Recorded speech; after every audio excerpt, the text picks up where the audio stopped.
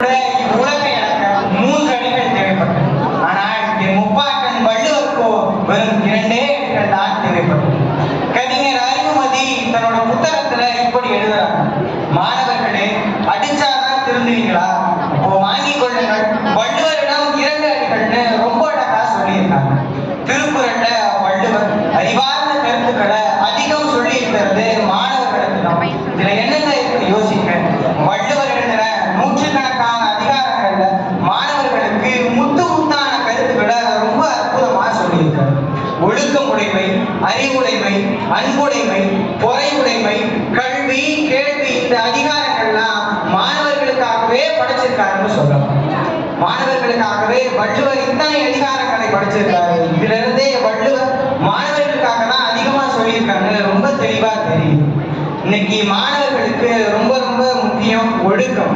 ஒழுக்கம் இல்லாத திறமையும் ஒழுக்கம் இல்லாத கல்வியும் வாழ்க்கையில உயர வைக்கவே முடியாது. இந்த வள்ளுவர் திருக்குறள்ல இப்படி சொல்றாரு: ஒழுக்கம் விழுப்பம் தரலாம், ஒழுக்கம் உயிரினும் ஓம்பப்படும். ஒழுக்கம் விழுப்பம் தரலாம், ஒழுக்கம் உயிரினும் ஓம்பப்படும். இந்த உலகத்திலேயே எது ரொம்ப பெருசுனா இது நம்மளோட உயிர் தான். ஆனா வள்ளுவர் நம்ம உயிரை விட ஒழுக்கம் தான் ரொம்ப முக்கியம்னு மாணவர்களுக்கு கற்றுத்தரார். கேடில் விழிச்செல்வம் கல்வி ஒருவருக்கு மாடல்ல மற்ற. மாணவர்களுக்கு கல்வி செல்வம் தான் அழியாத செல்வம். இதை காட்டிலும் சிறந்த செல்வம் வேறு எதுவும் இல்லைன்னு வள்ளுவர் சொல்றார். கல்வி செல்வம் தான் மாணவர்களுக்கு நிறைவில்லாத செல்வம் அப்படின்னு சொல்றாரு. இன்னைக்கு மாணவர்களுக்கு ஒரு தவறான செயல். பெரியவர்கள் பேசும்போது அதை காது கொடுத்து கேட்க மாட்டாங்க, கோபப்படுவாங்க. ஒரு 6வது பையன் சொல்றான்: ஐயா, ரொம்ப டென்ஷன் ஆகிறேன் ஐயா, நான் கோபம் வந்தா மனுஷனாவே இருக்க மாட்டேன் அப்படின்னு சொல்லுவான். வள்ளுவர் இந்த மாதிரி மாணவர்களுக்கு தான் குறிப்பா தேவைப்படுறாரு.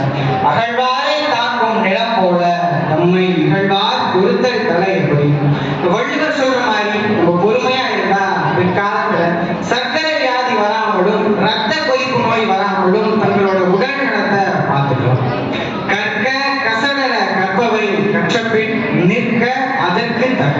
இந்த குறள்ல ஒரு நுட்பமான விஷயம் இருக்கு. அது என்னன்னா, இந்த குறள்ல வள்ளுவர் துணை சொற்களை எங்கேயுமே பயன்படுத்தி இருக்க மாட்டார். ஏன்னா கற்றதை தன் வாழ்நாளில் கடைபிடிப்பவனுக்கு துணை கால்கள் தேவையில்லை, அவன் தன் சொந்த கால்களிலேயே நின்று உலகை வெல்வான் என்பதற்காகத்தான் இந்த குறளை படைத்திருக்கிறார். இதன் மூலம் மாணவர்களிடம் தன்னம்பிக்கையை வலியுறுத்துகிறார். பெருமை அருமை உடைக்கின்ற சாவாமை வேண்டும், பெருமை முயற்சி தரும். முயற்சி திருமணையாக்கும், முயற்சியின்மை இன்மை குவித்துவிடும். இந்த மாதிரி குறிப்பாக்களை சொல்லும் போதெல்லாம், வள்ளுவரோட எழுத்தை பார்க்கும் போதெல்லாம் மாணவர்களோட மனசுக்குள்ள நம்மை அறியாமலே ஒரு புத்துணர்ச்சி ஏற்படுது இல்லையா? வள்ளுவரின் புகழ் வானம் வரை எட்டட்டும், வள்ளுவரின் புகழ் வானம் வரை எட்டட்டும். கொடரி மைசூருக்கும் சொந்தமாக வள்ளுவர் கர்ஜித்துக் கொண்டிருக்கிறார் என்று சொல்லி வாய்ப்பளித்தமைக்கு நன்றி கூறி விடைபெறுகிறேன். நன்றி.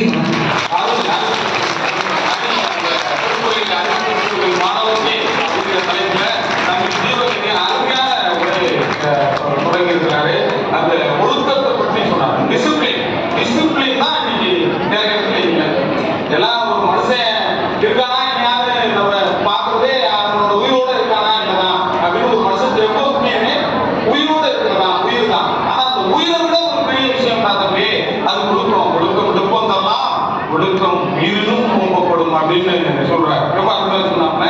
எல்லா செல்வத்தையும் விட கல்வி செல்வம் தான் பெருசு. கேடி விழிச்செல்வம் கல்வி மாடல்ல